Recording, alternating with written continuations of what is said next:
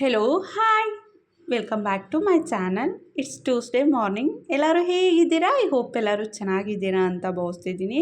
So ಈ super ವ್ಲಾಗಲ್ಲಿ ನೀವು ಒಂದು ಸೂಪರ್ ರೆಸಿಪಿಯನ್ನು ನೋಡಬಹುದು.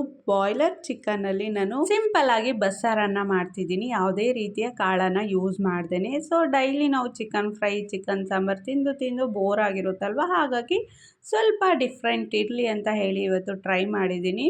ಸೊ ಇವತ್ತಿನ ವ್ಲಾಗನ್ನು ಶುರು ಮಾಡೋಣ. ಶುರು ಮಾಡೋದಕ್ಕೂ ಮುಂಚೆ ಹಾಗೆ ವಿಡಿಯೋ ಕೊನೆ ತನಕ ನೋಡಿ. ವಿಡಿಯೋ ನಿಮಗೇನಾದರೂ ಇಷ್ಟ ಆದರೆ ವಿಡಿಯೋಗೆ ಒಂದು ಲೈಕ್ ಮಾಡಿ ಮಿಸ್ ಮಾಡ್ದೇನೆ.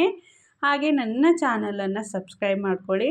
ಸೊ ಇಲ್ಲಿ ನಾನು ಮಾರ್ನಿಂಗ್ ಬ್ರೇಕ್ಫಾಸ್ಟ್ಗೆ ವೈಟ್ ರೈಸ್ಗೆ ಕಾಂಬಿನೇಷನ್ ಆಗಿ ದಾಲ್ ತಡ್ಕವನ್ನು ಮಾಡ್ತಿದ್ದೀನಿ. ಸೊ ನಾನು 1-2 ಕಪ್ಪು ತೊಗರಿಬೇಳೆಯನ್ನು ಆಲ್ರೆಡಿ ಕುಕ್ಕರಲ್ಲಿ ಕೂಗಿಸಿಟ್ಕೊಂಡಿದ್ದೀನಿ, ಅಂದರೆ ಬೇಯಿಸಿ ಇಟ್ಕೊಂಡಿದ್ದೀನಿ. ಈಗ ಬಾಣಲೆಗೆ ಸ್ವಲ್ಪ ಎಣ್ಣೆ, ಸಾಸಿವೆ, ಜಜ್ಜಿರುವಂತಹ ಬೆಳ್ಳುಳ್ಳಿ, ಕರಿಬೇವು ಮತ್ತು ಈರುಳ್ಳಿಯನ್ನು ಹಾಕ್ಕೊಳ್ತಿದ್ದೀನಿ. ಸೊ ಈರುಳ್ಳಿ ಸ್ವಲ್ಪ ಬೇಗನೆ ಫ್ರೈ ಆಗಲಿ ಅಂತ ಹೇಳಿ ನಾನು ಸಾಲ್ಟ್ನ ಸಹ ಹಾಕ್ಕೊಳ್ತಿದ್ದೀನಿ. ಎಲ್ಲ ಇಂಗ್ರೀಡಿಯೆಂಟ್ಸ್ನು ಕೂಡ ಸ್ವಲ್ಪ ಫ್ರೈ ಮಾಡ್ಕೊಳ್ಳೋಣ ಎಣ್ಣೆಲಿ.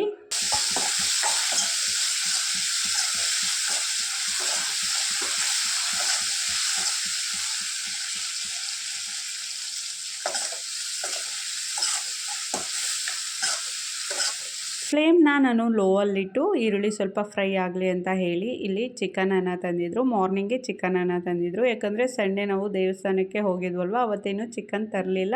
ಸೊ ಹಾಗಾಗಿ ಇವತ್ತು ಮಂಗಳವಾರ ಅಲ್ವಾ, ಹಾಗಾಗಿ ಮಾರ್ನಿಂಗ್ಗೆ ತಂದು ಕೊಟ್ಟಿದ್ದಾರೆ. ಬಟ್ ನಾನು ಈಗ ಚಿಕನ್ ಏನು ಮಾಡ್ತಿಲ್ಲ, ನಾನು ಮಧ್ಯಾಹ್ನಕ್ಕೆ ಮಾಡ್ಕೊಳ್ತೀನಿ. ಯಾಕಂದರೆ ಈಗ ಆಲ್ರೆಡಿ ರೈಸು ಮತ್ತು ದಾಲ್ ತಡ್ಕವನ್ನು ಮಾಡ್ತಿದ್ದೀನಲ್ವ, ಅದನ್ನೇ ತಿನ್ಕೊಳ್ತೀನಿ ನಾನು ಮತ್ತು ಲಕ್ಕಿ. ಹಾಗಾಗಿ ನಾನು ಚಿಕನ್ನೆಲ್ಲ ಒಂದು ಬಾಣಲೆಗೆ ಹಾಕಿ ಸೊ 1-2 ಸಲ ತೊಳೆದು ನಾನು ನಂತರ ಫ್ರಿಜ್ಜಲ್ಲಿ ಎತ್ತಿಟ್ಕೊಳ್ತೀನಿ. ಮಧ್ಯಾಹ್ನಕ್ಕೆ ಮಾಡ್ಕೊಳ್ಳೋಣ.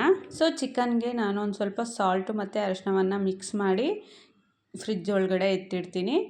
ನಾನು ಮನೆ ಕೆಲಸನೆಲ್ಲ ಮುಗಿಸ್ಕೊಂಡು ಲಕ್ಕಿನ ಒಂದು 1/2 ಅವರ್ ಅಂಗನವಾಡಿಗೆ ಕರ್ಕೊಂಡೋಗಿ ಬಂದು ನಂತರ ನಾನು ಚಿಕನನ್ನು ಮಾಡ್ತೀನಿ. ಸೊ ಚಿಕನ್ ತೊಳೆಯೋಷ್ಟರಲ್ಲಿ ಈರುಳ್ಳಿ ಕೂಡ ಫ್ರೈ ಆಗಿತ್ತು. ಈಗ ಒಂದು ಟೊಮಾಟೊವನ್ನು ನಾನು ಸಣ್ಣದಾಗಿ ಹೆಚ್ಚಿ ಹಾಕಿದ್ದೀನಿ. ನಂತರ ಹಸಿಮೆಣಸಿನ್ಕಾಯಿ, ಅರಿಶಿಣದ ಪುಡಿ ಮತ್ತು ಬೇಯಿಸಿದ್ವಲ್ವ ತೊಗರಿಬೇಳೆಯನ್ನು ಸಹ ಹಾಕಿ ಅದಕ್ಕೆ ಸ್ವಲ್ಪ ಉಪ್ಪನ್ನು ಕೂಡ ಸೇರಿಸಿ ಕೊತ್ತಂಬರಿ ಸೊಪ್ಪು ಸಹ ಸೇರಿಸ್ಕೊಂಡಿದ್ದೀನಿ. ಏನು ಗೊತ್ತಾ, ನಾನು ವಿಡಿಯೋ ಆನ್ ಮಾಡಿದ್ದೀನಿ ಅಂತ ಎಲ್ಲ ಸೆಟ್ ಮಾಡಿ ಇಟ್ಟಿದ್ದೀನಿ. ವಿಡಿಯೋ ರೆಕಾರ್ಡ್ ಆಗ್ತಿದೆ ಅಂತ ಹೇಳಿ ನನ್ನ ಪಾಡಿಗೆ ನಾನು ಅಡುಗೆನೆಲ್ಲ ಮುಗಿಸ್ದೆ. ನಂತರ ನೋಡಿದ್ರೆ ವಿಡಿಯೋನೇ ಇಲ್ಲ. ನಂತರ ಅಂದರೆ ನಾನು ಆಗ ನೋಡಲಿಲ್ಲ, ಈಗ ಎಡಿಟ್ ಮಾಡುವಾಗ ನೋಡಿದೆ, ಆ ವಿಡಿಯೋ ಕ್ಲಿಪ್ಪೇ ಕಾಣಿಸ್ತಿಲ್ಲ. ಸೊ ವಿಡಿಯೋ ಆನ್ ಮಾಡಿರ್ತೀನಿ ಅಂದ್ಕೊಂಡು ನಾನು ಎಷ್ಟೋ ಬಾರಿ ಅಡುಗೆನೆಲ್ಲ ಮುಗಿಸಿರ್ತೀನಿ, ಕೆಲಸನೆಲ್ಲ ಮುಗಿಸಿರ್ತೀನಿ, ಬಟ್ ವಿಡಿಯೋ ರೆಕಾರ್ಡೇ ಆಗಿರಲ್ಲ ಗೊತ್ತಾ. ಎಷ್ಟೋ ಬಾರಿ ನನಗಾಗಿದೆ.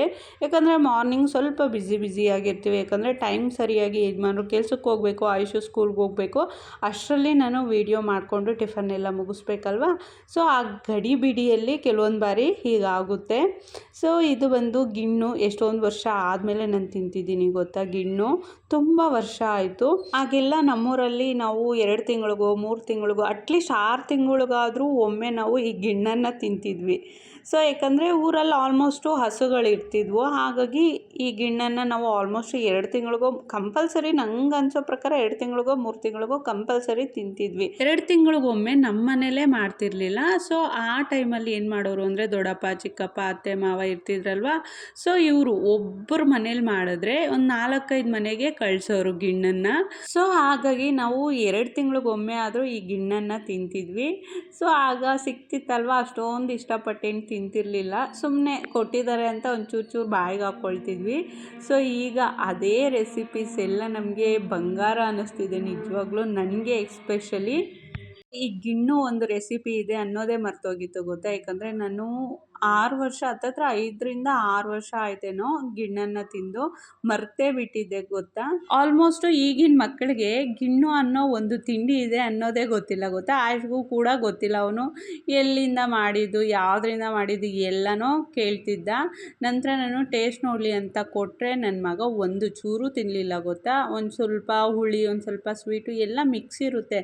ನನಗಂತೂ ಆ ಟೇಸ್ಟ್ ಇಷ್ಟ ತುಂಬಾ, ಬಟ್ ಅವನು ಒಂದು ಚೂರು ತಿನ್ನಲಿಲ್ಲ.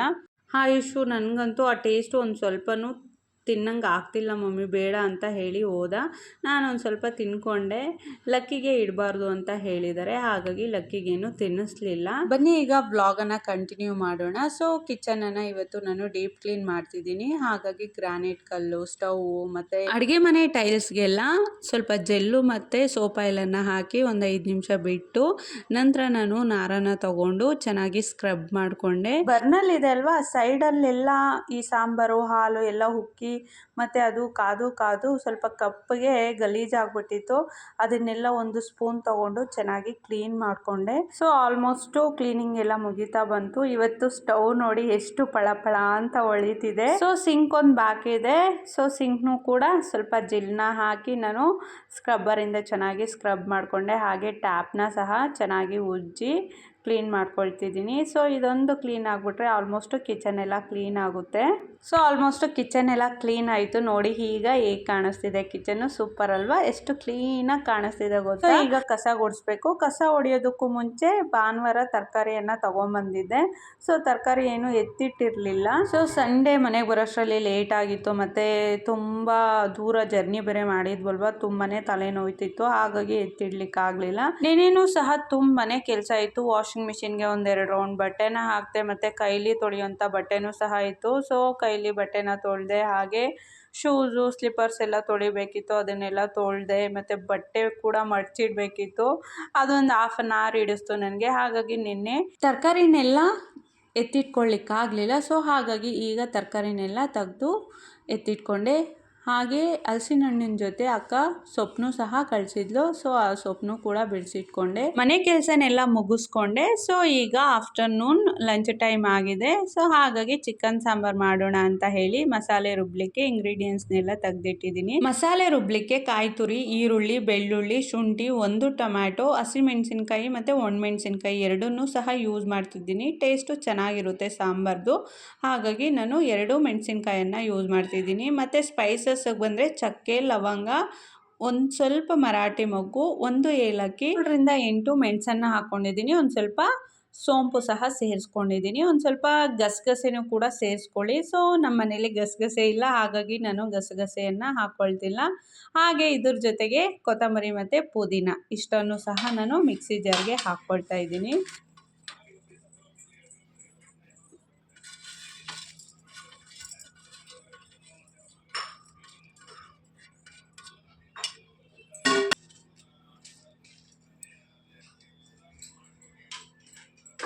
ಹಾಗೆ ಅದೇ ಜಾರ್ಗೆ ಒಂದು ಸ್ವಲ್ಪ ಅರಿಶಿನ ಮತ್ತು 2 ಟೇಬಲ್ ಸ್ಪೂನ್ ಧನಿಯಾ ಪುಡಿಯನ್ನು ಹಾಕ್ಕೊಳ್ತಿದ್ದೀನಿ. ಸೊ ಇಷ್ಟು ಇಂಗ್ರೀಡಿಯೆಂಟ್ಸ್ನ ಹಾಕ್ಕೊಂಡು ಸಣ್ಣದಾಗಿ ರುಬ್ಕೊಂಡಿದ್ದೀನಿ. ಖಾರಕ್ಕೆ ನಾನು ಆಲ್ರೆಡಿ ಒಣಮೆಣಸಿನ್ಕಾಯಿ ಮತ್ತು ಹಸಿಮೆಣಸಿನ್ಕಾಯಿ ಎರಡೂ ಕೂಡ ಹಾಕ್ಕೊಂಡಿರೋದ್ರಿಂದ ನಾನಿಲ್ಲಿ ಚಿಲ್ಲಿ ಪೌಡರ್ನ ಯೂಸ್ ಮಾಡ್ತಿಲ್ಲ. ಸೊ ನಿಮಗೆ ಬೇಕಂದರೆ ಮೆಣಸಿನ್ಕಾಯಿ ಸ್ವಲ್ಪ ಮಟ್ಟಿಗೆ ಯೂಸ್ ಮಾಡಿ ಚಿಲ್ಲಿ ಪೌಡರನ್ನು ಆ್ಯಡ್ ಮಾಡ್ಕೊಬೋದು. ಸೊ ಹಾಗೆ ಒಂದು ಪಾತ್ರೆಗೆ ಸ್ವಲ್ಪ ಎಣ್ಣೆನ ಹಾಕಿ ಅದಕ್ಕೆ ಈರುಳ್ಳಿಯನ್ನು ಹಾಕ್ಕೊಳ್ತಿದ್ದೀನಿ. ಸೊ ಈರುಳ್ಳಿ ಸ್ವಲ್ಪ ಫ್ರೈ ಆಗಲಿ.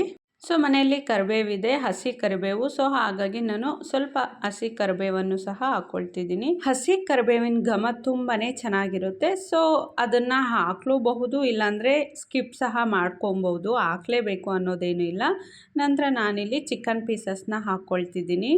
ಈಗ ಆ ಚಿಕನ್ ಪೀಸಸ್ನೆಲ್ಲ ಚೆನ್ನಾಗಿ ನಾವು ಮಿಕ್ಸ್ ಮಾಡ್ಕೊಬೇಕು. ಸೊ ಪಾತ್ರೆ ಇಟ್ಟಿರೋದ್ರಿಂದ ಸೌಟನ್ನ ಆಡಿಸ್ಲಿಕ್ಕೆ ಸ್ವಲ್ಪ ಕಷ್ಟ ಆಗ್ತಿದೆ. ಹಾಗಾಗಿ ಒಂದು ಬಟ್ಟೆನ ತೊಗೊಂಡು ಈ ರೀತಿ ಮಿಕ್ಸ್ ಮಾಡಿಕೊಂಡೆ.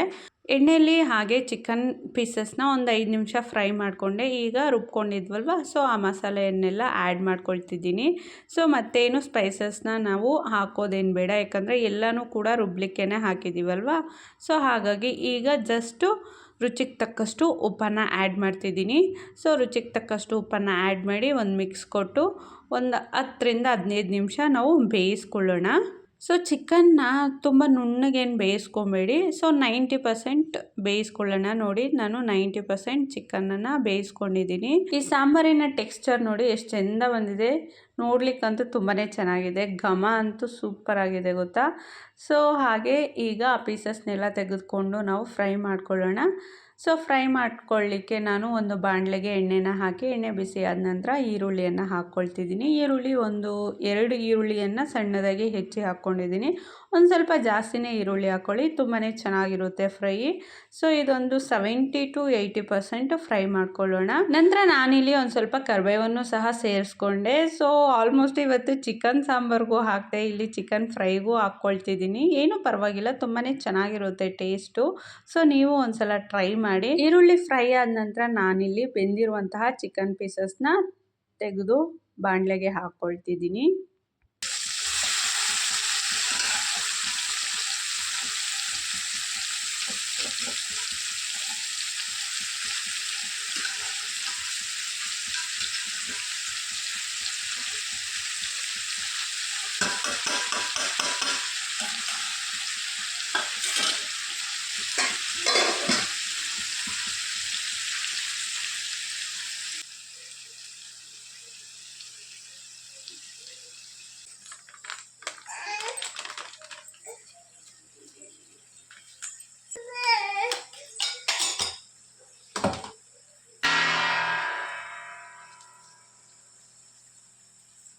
ಚಿಕನ್ ಪೀಸಸ್ ಹಾಕಿದ್ಮೇಲೆ ನಾನು ಅದಕ್ಕೆ ಸ್ವಲ್ಪ ಅರಿಶಿನ, ಚಿಲ್ಲಿ ಪೌಡರು, ಧನಿಯಾ ಪೌಡರು, ಗರಂ ಮಸಾಲ, ತೇಜು ಅವರ ಚಿಕನ್ ಮಸಾಲ ಪೌಡರನ್ನು ಹಾಕ್ಕೊಂಡಿದ್ದೀನಿ. So chicken masala powder 4-5 spoon ಹಾಕ್ಕೊಳ್ಳಿ, ಸ್ವಲ್ಪ ಜಾಸ್ತಿನೇ ಹಾಕ್ಕೊಳ್ಳಿ.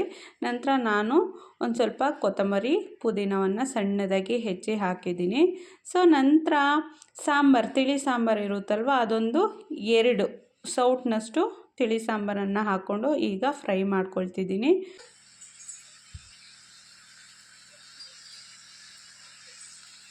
ಲೋ ಫ್ಲೇಮ್ನಲ್ಲಿ ಇಟ್ಟು ಲಿಡ್ನ ಕ್ಲೋಸ್ ಮಾಡಿ ಒಂದು 5 ಮಿನಿಟ್ಸ್ ಹಾಗೆ ಬಿಟ್ಟೆ. ನೋಡಿ, after 5 minutes at last chicken fry ರೆಡಿಯಾಗಿದೆ. ಟೆಕ್ಸ್ಚರ್ ನೋಡಿ ಎಷ್ಟು ಚೆಂದ ಕಾಣಿಸ್ತಿದೆ ಅಲ್ವಾ. ಸೊ ಮತ್ತು ಟೇಸ್ಟು ಅಷ್ಟೇ ಸೂಪರಾಗಿರುತ್ತೆ ಗೊತ್ತಾ. ನೀವೊಮ್ಮೆ ನಿಮ್ಮ ಮನೇಲಿ ಟ್ರೈ ಮಾಡಿ, ಮತ್ತೆ ನೀವು ಮಾಡಿಕೊಂಡು ಈ ರೆಸಿಪಿನ ತಿಂತೀರಾ. ನಂತರ ಘಮ ನೋಡಬೇಕಿತ್ತು, ಎಷ್ಟು ಚೆಂದ ಬರ್ತಿತ್ತು ಗೊತ್ತಾ. ಸೂಪರಾಗಿ ಚಿಕನ್ ಫ್ರೈ ಅಂತೂ ರೆಡಿಯಾಗಿದೆ. ಸೊ ಐ ಹೋಪ್ ಎಲ್ಲರಿಗೂ ಸಹ ಈ ವ್ಲಾಗ್ ಇಷ್ಟ ಆಗಿರುತ್ತೆ ಅಂತ ಭಾವಿಸ್ತಿದ್ದೀನಿ. ಸೊ ಯಾರಿಗೆಲ್ಲ ಈ ವ್ಲಾಗ್ ಇಷ್ಟ ಆಗಿದೆಯೋ ಮಿಸ್ ಮಾಡಿದೆ, ಮತ್ತು ಈ ರೆಸಿಪಿ ಯಾರಿಗೆಲ್ಲ ಇಷ್ಟ ಆಗಿದೆಯೋ ದಯವಿಟ್ಟು ಮಿಸ್ ಮಾಡದೆ ವಿಡಿಯೋಗೆ ಒಂದು ಲೈಕ್ ಕೊಡಿ. ಹಾಗೆ ನನ್ನ ಚಾನಲನ್ನು ಸಬ್ಸ್ಕ್ರೈಬ್ ಮಾಡ್ಕೊಳ್ಳಿ. ಎಲ್ಲರಿಗೂ ಕೂಡ ಥ್ಯಾಂಕ್ ಯು ಸೋ ಮಚ್.